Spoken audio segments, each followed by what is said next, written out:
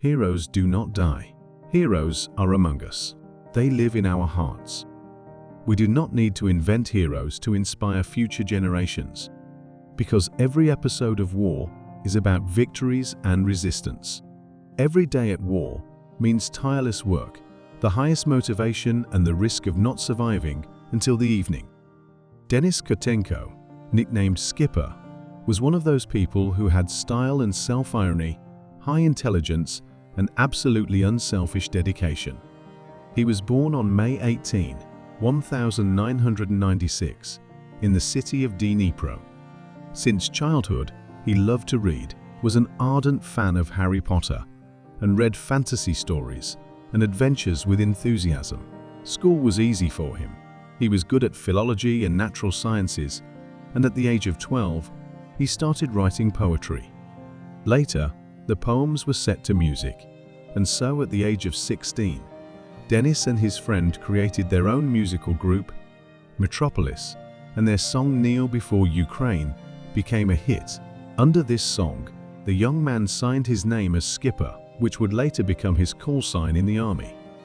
Journalism was Denis's next hobby, and along with music, he managed to graduate from the Sensation Media School. The young man was a fan of the Dnipro football club, where he met his future comrades in arms, who shared the same views, dreams, and ideas. Then, in 2013, he entered the Dnipro National University, Faculty of History. However, he failed to complete his studies. In 2014, Denis moved to Kiev, where the Azov regiment was created from fans of football clubs across the country. After completing his training, Denis took part in the anti-terrorist operation and the Joint Forces operation, namely in the battles in Donbass and the Shirokine operation. After returning home, he managed to re-enter the university and graduate from the Faculty of History, with a dream of obtaining a second higher education in journalism. The young veteran spends all his free time developing the National Corps in Dnipro, conducting classes on courage and patriotic education for local school children, and even running for election to the local council. In 2017, he became a laureate of the Cabinet of Ministers of Ukraine Award for special achievements in the development of Ukraine in the area of national and patriotic education of citizens, and began working in the press service of the Ministry of Veterans in Kyiv.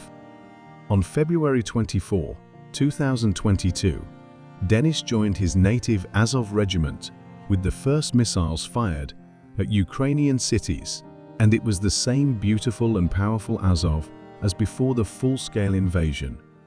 Only now it was with blood on its jackets, with losses, with fatigue, but it was undoubtedly the best and most powerful Azov of all time.